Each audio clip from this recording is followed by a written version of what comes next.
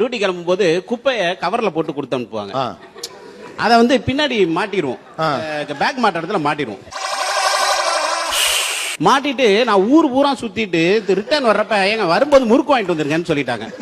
வாங்கிட்டு வரேன் அப்படின்னு சொல்லிட்டு இப்பவே கண்ணை கட்டுது. கடைக்கு போயிட்டு முறுக்க வாங்கிட்டு அவன்கிட்ட காசெல்லாம் கொடுத்துட்டு அங்க முறுக்கு எடுக்காம ரிட்டர்ன் வந்துட்டேன். நான் வந்துட்டு இந்த கவர் எடுத்துட்டு போயிட்டு வீட்டுல வச்சுட்டேன். ஆனா அவங்க இல்ல அந்த டைம்ல வீட்டுல. நம்ம உண்டு நம்ம சோழி உண்டுன்னு போயிடுறது.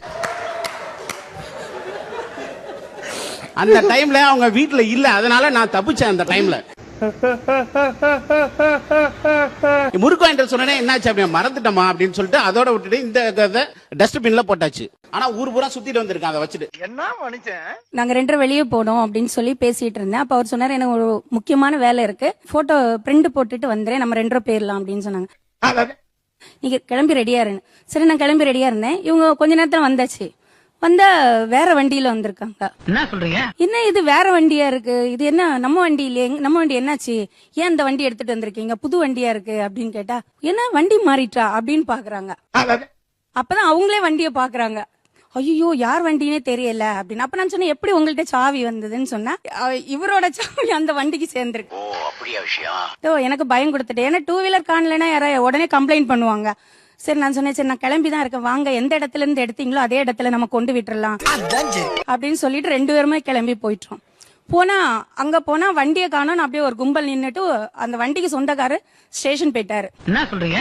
என்ன கும்பல் அப்படின்னா, ஒருத்தர் வண்டியை காணோம் சார், ஒருத்தருடைய வண்டியை காணோம், எடுத்துட்டு போய் ஸ்டேஷன் கம்ப்ளைண்ட் கொடுக்க. அதுதான் ரொம்ப முக்கியம் சார் நான் தான் சார் அந்த வண்டி மாத்தி எடுத்துட்டேன் அப்படின்னு சொன்னோன்னே அப்புறம் அவங்க ஸ்டேஷனுக்கு அவருடைய நம்பருக்கு போன் பண்ணாங்க. அவங்க அங்க வந்தோன்னே அவர் எதுவுமே கேட்கல, உங்க சாவியை கொடுங்க அப்படின்னு கேட்டு அவருடைய வண்டியில போட்டு பாக்குறாரு.